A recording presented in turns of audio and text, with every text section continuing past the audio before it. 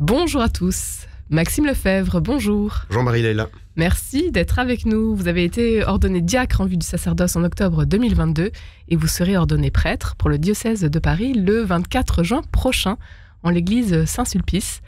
Vous avez 34 ans aujourd'hui. C'est une ordination que vous allez vivre avec joie. Et oui. J'imagine, Maxime. Et que j'attends depuis mon ordination diaconale aussi. Donc, je suis prêt et joyeux et paisible à l'approche de ce moment. Vous entrez au séminaire de Paris en 2016, après 5 ans d'études en école de commerce, 2 ans en tant que consultant en stratégie. Qu'est-ce qui vous a poussé à devenir prêtre, Maxime Lefebvre ? Je pense que ma vocation, elle s'enracine d'abord dans ma conversion, puisque moi j'ai grandi dans une famille qui était de tradition chrétienne, mais qui n'allait pas forcément à la messe, on ne priait pas en famille, mais il y avait toujours cet arrière-fond chrétien. J'ai été porté par la prière de ma grand-mère, surtout, qui est une fidèle du chapelet de Lourdes.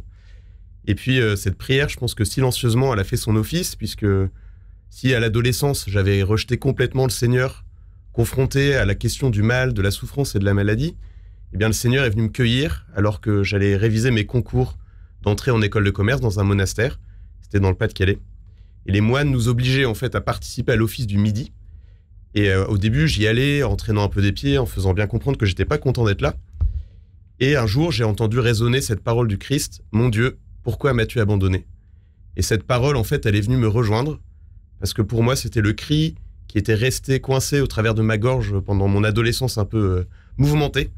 Et c'était le Seigneur qui le prononçait pour moi. Qu'est-ce que ça donne par la suite ? Vous passez vos concours quand même ? Ouais, alors juste après ce moment-là de cette rencontre avec le Seigneur, j'ai vécu aussi un drame. Un de mes meilleurs amis qui avait intégré une école de commerce à Paris, qui s'est donné la mort. Et pour moi, ça a été le moment d'une grande question. La vie est-elle un mystère ou la vie est-elle absurde ? Et j'avais plus d'autre choix que de prendre position. Et à ce moment-là, j'ai choisi le mystère. Et ce mystère-là, c'est ce qui guide ma vie, c'est ce mystère de l'amour de Dieu, qui met du sens là où, sous les apparences, il n'y en a pas. Donc c'était un moment vraiment important. Et puis après, donc, j'ai intégré mon école, et puis un an après, j'ai été invité par des amis à une retraite, où j'ai pu vivre le sacrement du pardon pour la première fois de ma vie, où là, j'ai reçu vraiment la grâce à la fois d'être pardonné, de me sentir inconditionnellement aimé, et en même temps la force de poser des pardons que je n'arrivais pas à poser, et ça m'a libéré. Et je dis souvent que le Seigneur m'a sauvé, il m'a sauvé de la haine et de la colère qui rongeaient mon cœur depuis des années déjà. Et vous cheminez donc un peu plus dans votre spiritualité, dans votre foi. Comment ça se passe de ce côté-là ? Après ce sacrement du pardon, reçu à Vézelay, donc on est en 2010, j'ai parti, à l'invitation d'amis, encore une fois, je suis parti au JMJ de Madrid, à la suite de quoi j'ai préparé ma confirmation. J'ai été confirmé adulte en 2012, et à ce moment-là, j'ai pris la décision, avec 2 autres amis de l'ESSEC, donc mon école, de partir vivre 1 année au service des pauvres avec des prêtres missionnaires. Et c'est là, plus précisément, que la question de la vocation s'est posée, dans un bidonville de Calcutta, où j'étais allé, encore une fois, à l'invitation d'une amie qui était volontaire là-bas, une jeune étudiante en médecine. Et dans ce bidonville, j'étais tellement saisi par la pauvreté que j'ai fait un malaise. Et c'est un groupe de gamins qui est venu prendre soin de moi, qui m'a donné à boire. Et dans un bidonville, dans un slum, comme on dit, de l'eau potable, c'est un trésor. Et ce trésor, ils me l'ont donné sans même sourciller. Et dans mon cœur, j'ai dit au Seigneur, si tu veux prendre ma vie pour sauver celle de cet enfant, eh bien fais-le. Et le Seigneur m'a pris au mot, puisque le lendemain matin, en me réveillant, j'avais cette question, fais-toi pauvre pour les pauvres, si tel est ton désir, si telle est ta volonté. Une mission d'1 mois qui a complètement changé votre vie. Alors maintenant, je suis parti 1 année. Une année, voilà. Et donc, c'était 1 année, on est parti 4 mois au Bénin, 4 mois à Calcutta en Inde et 4 mois au Brésil. Mais en tout cas, oui, cette année-là, c'était l'occasion de mettre Dieu au centre de ma vie et de vraiment l'écouter et de vraiment me mettre à sa disposition. Et à partir du moment où j'ai posé ce premier acte d'offrande dans ce slum de Calcutta, eh bien, tout le reste en a découlé presque naturellement. Donc voilà, il y a eu ce moment de la conversion où, comme je cite un peu Charles de Foucault qui dit « À partir du moment où je sus qu'il y avait un Dieu, je ne pouvais faire autrement que de vivre que pour lui. » Mais il y a eu après le moment de la question plus explicite à Calcutta. Puis après, il y a eu le temps de la réponse qui était un peu long parce que je suis revenu en 2013 de ce voyage, donc juste après les JMJ de Rio.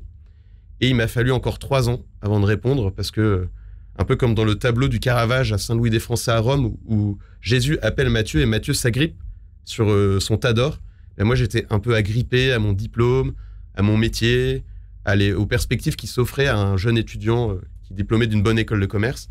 Donc il m'a fallu lâcher. Et donc j'ai mis un peu de temps, mais à un moment le fruit était mûr et donc il y avait qu'à le cueillir. Voilà. Votre famille, elle en pense quoi de votre ordination aujourd'hui? Bah, comme je vous disais, ma famille n'a pas forcément la foi. Avec ma grand-mère, on est peut-être... Et maintenant, mon petit frère, à qui donc je rends grâce au Seigneur parce que mon petit frère a fait son chemin aussi avec le Seigneur. Eh bien, voilà, nous n'avons... Quand on n'a pas la foi, en fait, Dieu, ça peut être juste une idée ou rien.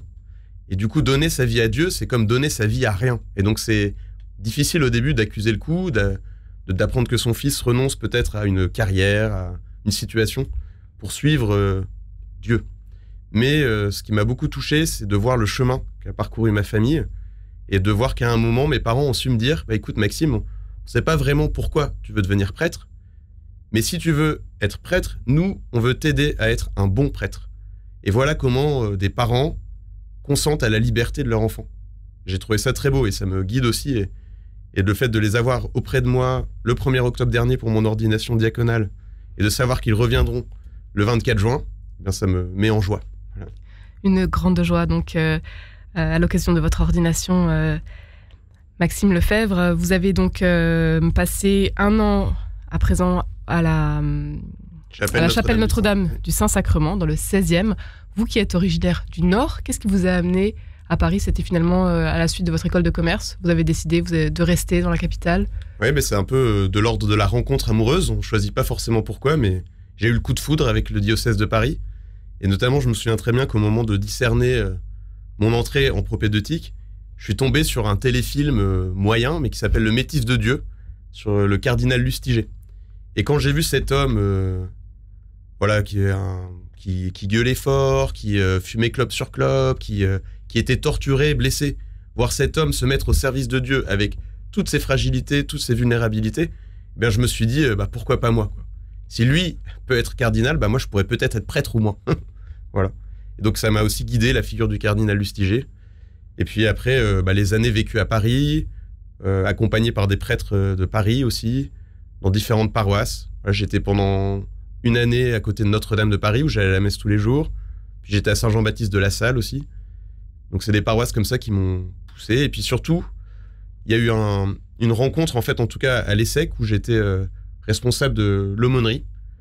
Je pense que là aussi, c'est un lieu où ma vocation s'est enracinée, d'être au service d'une communauté chrétienne. Et cette communauté-là, en fait, spontanément, les diplômés de l'ESSEC travaillaient la plupart du temps à Paris. Donc je me suis dit, c'est là que le Seigneur m'envoie, quoi, à Paris. Qu'est-ce que vous retenez de ces années de préparation, de formation, justement? Je dirais la première chose, c'est l'amour de la parole de Dieu. Si le prêtre doit être un homme de la parole, eh bien sa langue maternelle doit devenir la Bible, la parole de Dieu, les évangiles. Et au collège des Bernardins, donc là où j'étais formé, eh bien, il y a une attention particulière à cette mendication quotidienne de la parole de Dieu. On commence toujours nos séminaires de travail par la méditation de la parole de Dieu. Donc ça, c'est important. Ensuite, je dirais une grande confiance pour répondre aux questions du monde qui parfois se posent de manière un peu agressive. Mais justement, appuyer sur la certitude de la foi, sur la puissance de la parole de Dieu, sur le trésor de la tradition de l'Église, eh bien, on peut accueillir toutes ces questions dans la paix, quoi. C'est la deuxième chose que je retiens. Puis peut-être la troisième chose aussi, le fait de réfléchir ensemble. Être théologien, c'est pas disposer d'un savoir ou d'une connaissance sur Dieu, c'est chercher à aimer Dieu d'abord, et chercher à aimer Dieu en Église.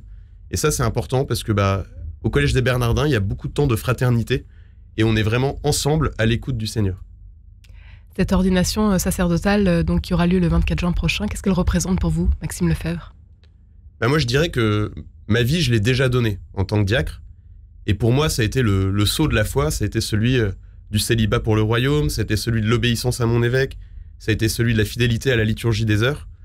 Et maintenant, cette ordination sacerdotale, elle est d'abord un don pour l'Église. C'est pas un don pour moi, mais c'est un don pour le peuple de Dieu. Et j'essaie de le vivre dans cette optique-là. Moi, je dis souvent que j'aurais pu rester diacre encore 1 année de plus ou 2, voire même toute ma vie. Et j'en aurais été aussi heureux. Mais l'archevêque de Paris donc, m'a appelé à devenir prêtre au service de son Église, enfin de l'Église du Seigneur. Donc, c'est une grande joie aussi de me mettre au service. Voilà. Vous parliez de l'amour de la parole de Dieu. Quelle est peut-être une parole qui vous accompagne en ce moment et la devise que vous avez choisie, votre devise sacerdotale? Une parole qui me guide depuis en fait ma conversion, c'est une parole du Magnificat. Le Seigneur, il renverse les puissants de leur trône, il élève les humbles. C'est Luc 1,52.